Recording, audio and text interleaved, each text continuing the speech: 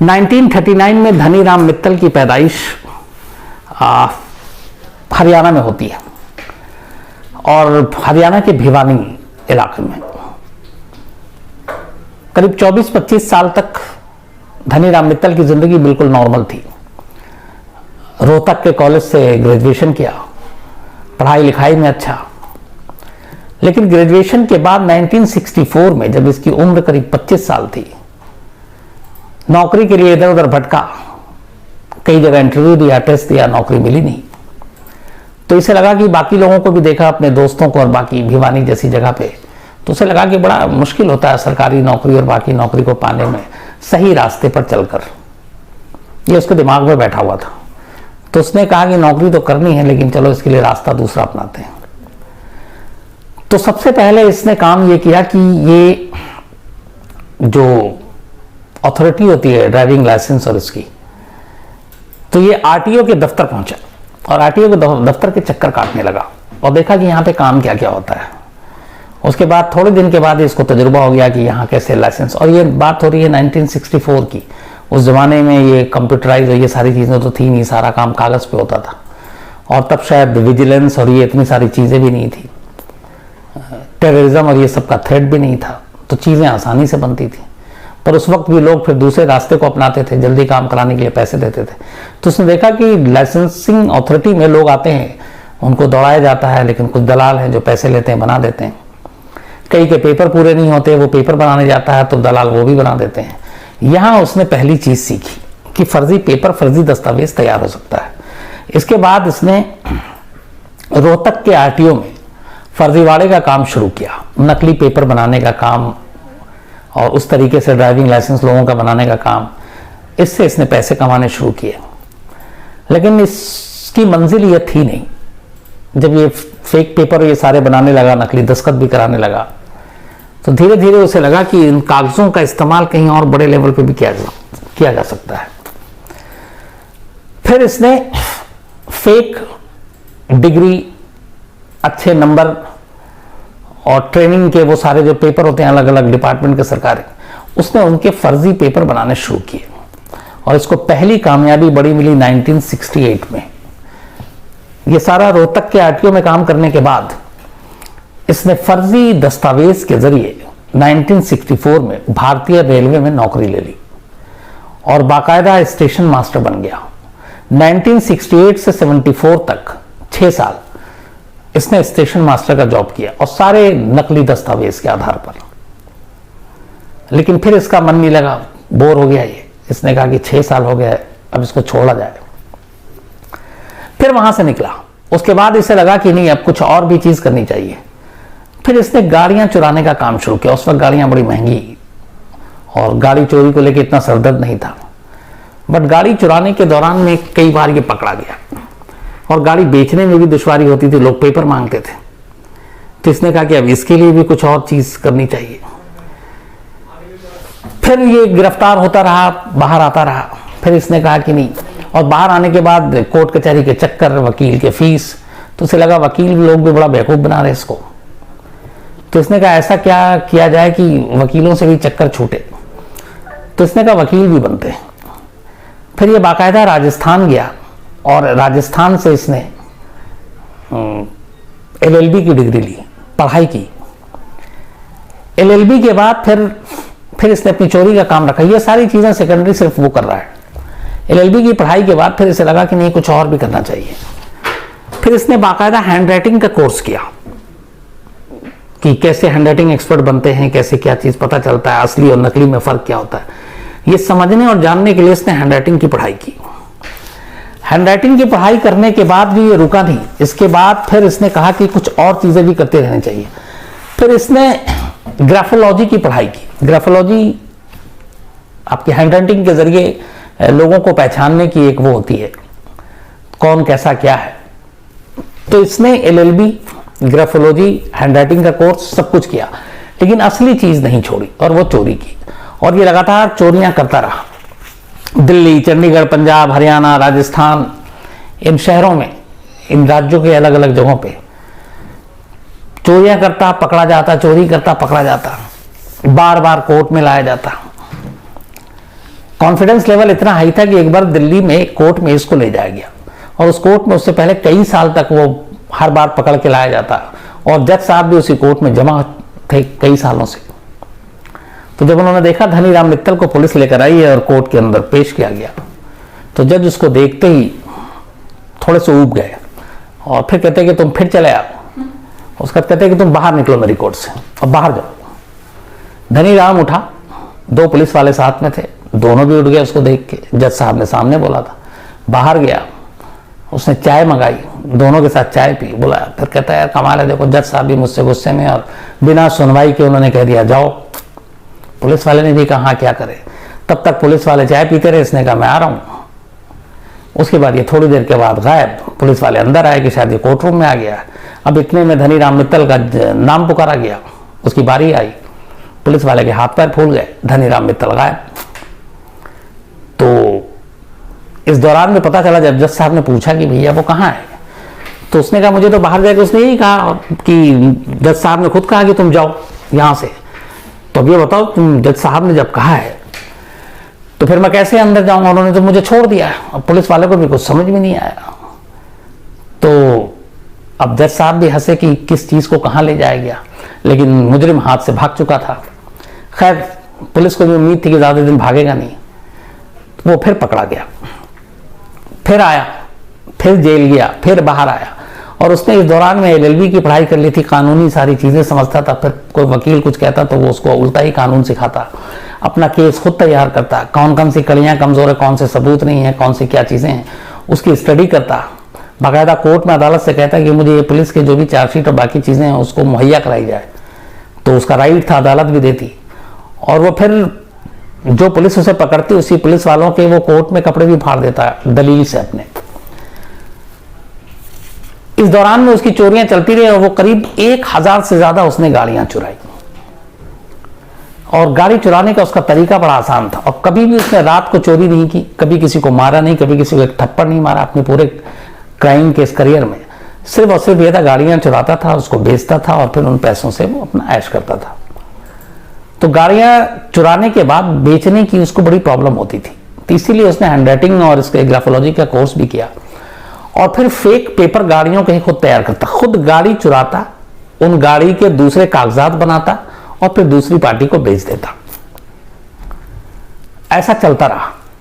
सारी चोरियां ये दिन में करता और लोगों की नजरों के सामने गाड़ी लगती, वो जाता आराम से और सारी मास्टर की से वो गाड़ी खोलता, महारत थी उसको उसमें। और उसके बाद गाड़ी को लेकर फिर वहां से निकल जाता, फिर उसकी गाड़ी की कागज तैयार करता और बेच देता। कई बार ऐसा हुआ ये एक गाड़ी में बैठकर गाड़ी चोरी करने के लिए गया और गाड़ी को लगा, ये जिस गाड़ी को चुराई इसने, उस गाड़ी को पहले उठाया, अपनी गाड़ी वहीं छोड़ दी, उसको ले जाकर उसने एक जगह पे डंप किया, रखा कहीं दूसरी जगह लगाई, ले जाकर वापस आया उसी जगह, फिर अपनी उस गाड़ी को भी उठाया जो पहले उसने कहीं और से चुराई, फिर उसको भी वहां ले गया, फिर उनमें से एक एक करके गाड़ियां बेचनी शुरू कर दी। ये सारी चीजें चलती रही। उम्र के साथ साथ धीरे धीरे ये हुआ कि 64 से उसने शुरू किया था, 2000, 2005, 10 आ गया, लेकिन उसने और वो बुजुर्ग होता गया, बूढ़ा होता गया। उसने अपने बुढ़ापे का भी अपने जुर्म की दुनिया में बड़ा फायदा उठाया। पहले गाड़ी चोरी करते हुए कई बार रंगे हाथ पकड़ा भी गया, पुलिस वाले आए, फिर चला गया। लेकिन जब इसकी उम्र थोड़ी 65-70 के पार कर गई, क्योंकि 77 साल में ये आखिरी बार पकड़ाया था 2016 में, तो किसी गाड़ी को खोल रहा और कोई आ गया और अचानक, तो फिर ये इस उम्र का हवाला देकर और अपने आप को उस तरीके से पेश करता था और कहता था कि बेटा उम्र हो गई है, पता नहीं चला कि ये मेरी गाड़ी है तुम्हारी है, तो अपनी गाड़ी छोड़ के तुम्हारी गाड़ी में मैंने चाबी लगा दी। तो लोग उल्टा कहते थे अंकल कोई नहीं होता है आप जाइए। तो ऐसा करके वो कम से कम दर्जनों बार बचा और निकलता गया। लेकिन फिर उम्र के साथ साथ इसके गैंग भी कम होते गए। उसके बाद इसे लगा कि आप क्या करें, लेकिन ये तब भी माना नहीं और 2016 में दिल्ली में एक साथ 3 जगह से गाड़ी चुराने के बाद इसको गिरफ्तार किया गया और फिर इसको जेल भेजा गया। ये सारी चीजें तो चलती रही, सारी चीजें होती रही, लेकिन इस धनीराम मित्तल को सबसे अलग हिंदुस्तान का चोर, सबसे शातिर और ज़हीन दिमाग क्यों माना गया, उसकी एक कहानी है जो 80s की है। जब इसने सारी पढ़ाई कर ली एलएलबी की फर्जी दस्तावेज और ये कागजात बनाने का, तो इसने एक ऐसा काम किया जो चोरी के इतिहास में या किसी चोर ने आज तक हिंदुस्तान में कम से कम नहीं किया, या मुझे लगता है कि शायद दुनिया में इसकी दूसरी मिसाल नहीं मिलेगी। वो मिसाल ये थी कि ये हरियाणा में था और इसने एक दिन अखबार में पढ़ा कि जो झज्जर के एडिशनल सिविल जज हैं उनके खिलाफ कुछ विभागीय जांच चल रही है, कुछ करप्शन का मामला था, उसको लेके इंक्वायरी बैठा दी गई थी और ये इंक्वायरी बैठाई थी Punjab and Haryana high court ने। तो झज्जर के एडिशनल सिविल जज के खिलाफ इंक्वायरी चल रही थी और ये एक अखबार में खबर छपी। इसने ये खबर पढ़ी, धनीराम मित्तल ने। खबर पढ़ने के बाद इसने Punjab and Haryana high court के रजिस्ट्रार के नाम पर एक लेटर तैयार किया और उस लेटर में इस एडिशनल सिविल जज का नाम लिखा और उसके बाद वो लेटर को बाकायदा इसने कोरियर किया स्टैम्प के साथ उस जज की उस अदालत के पते पर। बाकायदा वहां रिसीव किया गया वो खत और उसमें यह लिखा था कि चूंकि आपके खिलाफ इंक्वायरी चल रही है करप्शन के मामले में, तो जब तक ये इंक्वायरी कंप्लीट ना हो जाए आप 2 महीने की छुट्टी पे जा रहे हैं, आप 2 महीने के लीव पे होंगे। Punjab and Haryana high court के रजिस्ट्रार की तरफ से ये खत आया, ये एक तरह का सम्मन आया। खत पढ़ते ही जज साहब जाहिर सी बात है वही करेंगे जो कोई भी करेगा कि इंक्वायरी चल रही है और ऊपर से आदेश है, तो वो अगले दिन से छुट्टी पर चले गए। इधर वो छुट्टी पर जाते हैं, इधर एक दूसरा लेटर आता है Punjab and Haryana high court के रजिस्ट्रार से कि जब तक ये 2 महीने की छुट्टी पर हैं एडिशनल सिविल जज, उनकी जगह पे एक दूसरे जज जो है वो काम देखेंगे कोर्ट का और वो फलाने तारीख से कोर्ट का काम संभालेंगे। उसके बाद एक नया जज आता है। 40 दिन तक वो जज झज्जर के सिविल कोर्ट में बैठता है, 9 बजे से लेकर 5 बजे तक डेली वो उसकी सुनवाई करता है। इस दौरान में 2470 लोगों को अलग अलग केस में जिनको लाया गया था उनको वो जमानत देता है, कई लोगों की जमानत को खारिज करता है, कई लोगों को जेल भेजता है और 40 दिन तक जो जज उस कुर्सी पर बैठा हुआ था वो कोई और नहीं था, हिंदुस्तान का ही सबसे ज़हीन चोर मित्तल था।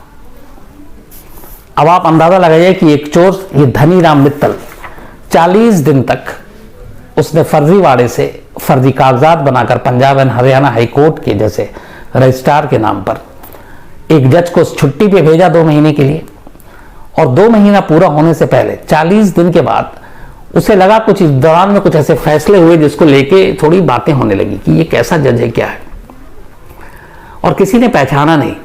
और धनीराम मित्तल लगातार 40 दिन तक कोर्ट आता, बाकायदा बैठता, अर्दली होते, सारा कोर्ट देखकर धनीराम को खड़ा हो जाता। वो सारे अलग अलग जो मुकदमे हैं जिनकी लिस्टिंग होती है वो सारी बारी बारी से आती, वो सबकी सुनवाई भी करता। चूंकि उसने एलएलबी किया था, उसको कानून की समझ भी थी, तो वो कई, ये भी कहते हैं लोग कि कई उसने फैसले उस वक्त अपने दिमाग से जो दिए वो फैसला मतलब कुछ हद तक सही भी था। शायद उसकी जगह कोई और जज देता तो ये भी देता।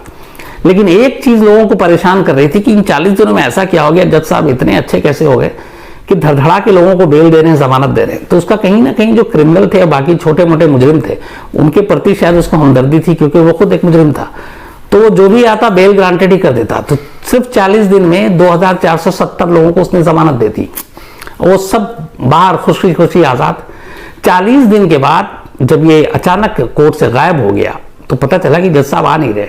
इसके बाद पड़ताल शुरू हुई, तो पता चला कि ऐसा कोई, जब झज्जर कोर्ट के रजिस्ट्रार ने पंजाब एंड हरियाणा कोर्ट के रजिस्ट्रार से संपर्क किया तो पता चला कि ऐसा तो कोई आदेश ही नहीं है कि उन जज साहब को छुट्टी पे भेजा गया, दूसरे जज को अपॉइंट किया गया है। तो सारे पेपर निकाले गए तो पता चला कि ये तो सारा फर्जी है। लेकिन जब तक पता चलता तब तक धनीराम मित्तल झज्जर छोड़ चुका था। बाद में जब अरेस्ट हुआ तो उससे पूछा गया तो उसने कहा कि ये अखबार में पढ़ के मेरे पास आइडिया आया था, और फिर उसने ये भी बताया कि जहां जहां मुझे लगा जिसको जमानत मिलनी चाहिए मैंने दे दी। उसने कहा मैंने किसी कातिल, किसी रेपिस्ट, इन लोगों को जमानत नहीं दी, लेकिन जिनको ये है कि हाँ हो सकता था 6 महीने बाद मिलती जमानत, इतनी जल्दी नहीं मिलती, बट मैंने उनको जल्दी दे दी। तो ये इकलौता ऐसा चोर था हिंदुस्तान का जो जज की कुर्सी तक बैठा, 40 दिन तक उसने फैसले सुनाए, लेकिन जब सच्चाई सामने आई तो फिर उन 40 दिनों के जितने फैसले थे उन सबको पलटा गया और कहा गया कि यह कानून के खिलाफ है, क्योंकि उस कुर्सी पे बैठ के जिसने फैसला सुनाया था कानूनन वो कानून का मुहाफिज या जज था ही नहीं। तो जब वो था ही नहीं और फर्जीवाड़े से पैदा हुआ तो उसके हर फैसले जो है वो गलत और गैर कानूनी है।